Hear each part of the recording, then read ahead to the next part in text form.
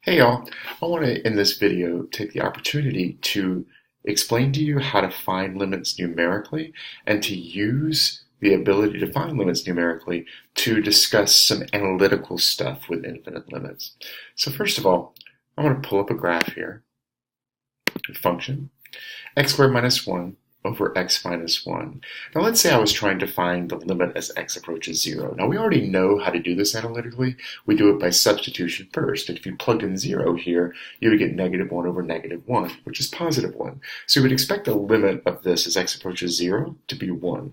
So if I did this numerically, and you would only do this if you had technology available really, the way you do that is you think, okay, I want to get closer to 0, and I want to do it from both sides. So I want to pick numbers that are really close to 0, say 1/10, and then 1/100, and then 1,000, and keep going until I see a clear pattern.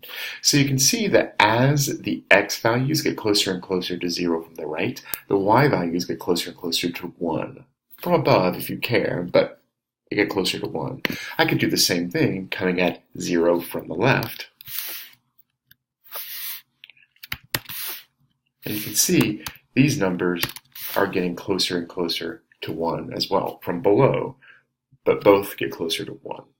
Now, that works just fine, and it's really not anything revealing. If I do, however, look at something a little more interesting, like the same graph, but instead of approaching 0, let's get rid of all these. And let's instead think about what happens when you approach 1. Now, if I did a substitution of 1 here, I would get 0 on top and 0 on bottoms. That's one of those indeterminate forms, right?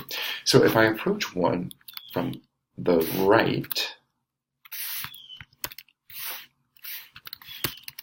you can see that the y values are getting closer and closer to 2. And if I approached it from the left, you see it's also getting closer and closer to 2, which is not really a surprise, because if we took this and did the whole factor and cancel thing, the x minus 1s would cancel, leave me with an x plus 1, and when I substitute in 1, that would give me 2. So numerical limits are useful in some ways, but for this, the substitution way works just fine on simplification. Now, if I look at something like this, however, let me get rid of that random dot. There we go.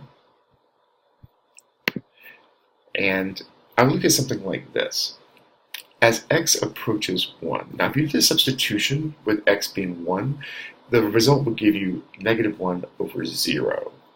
Now, we know that 0 over 0 is an indeterminate form, but a number over 0 is something a little bit different. Let me show you what this looks like numerically. If I approach this from the right, get closer and closer to 1 from the right. Whoops, guess I have to use actual numbers. I get closer to 1, huh? You see, as I get closer and closer to 1, that y value gets more and more negatively infinite. So as I get really close to 1, the graph is going to drop off, and so the limit is going to go towards negative infinity. If I come at it from the left, you can see that those numbers are getting larger and larger. So that's going to go towards positive infinity.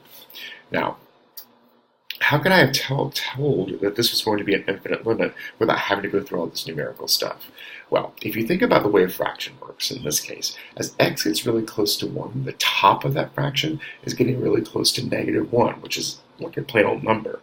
The bottom of that fraction, though, is getting really close to 0. And when you divide by a decimal that's really close to 0, it's like multiplying by a giant number. So we're basically multiplying something that's getting really close to 1 by something that's a giant number. So it's always going to go to some sort of infinity. So what do you need to take out of this? Anytime you do a limit by substitution and you get a number on top and a 0 on bottom, that's not indeterminate. That tells you that the limit is going to be some sort of infinite. All right, so let's look at this next example I've got for you. All right, So if I let x approach 1 here, I would get 2 on top, 0 on bottom. So we would expect this to be infinite in some way. Now, if I were trying to figure out what was happening without having to plug in numbers, here's a thought. I know that this limit's going to be infinite in some way. It's going to do something from the left and something from the right. Those may be the same, those may not be the same. Here's what I'm going to think about. As I'm approaching 1 from the right, that's a number slightly bigger than 1, right? So a number slightly bigger than 1. If I plugged it in on top, that would give me something close to 2, right? Positive number. If I plugged it on bottom, squaring something slightly bigger than 1 would give me something slightly bigger than 1. When I subtract 1 from that, that would give me something positive. So the thing on top and the thing on bottom are always going to be positive as they get larger and larger. So that means that that limit from the right is going to go to infinity. So if I plug in numbers from the right, you can see that indeed that is true. Now if I think about it from the left, those are numbers that are slightly smaller than 1. So if I plug in a number slightly smaller than 1 on top, that would give me something really close to 2, positive number. If I plug in something slightly smaller than 1 on bottom, if I square it, that gives me something slightly smaller than 1 still. And then if I subtract 1, that gives me a negative. So I would expect this to be positive over negative, so I would expect all of those values to be negative while they're getting really large. So I would expect that to go to negative infinity. So if I look at the numbers,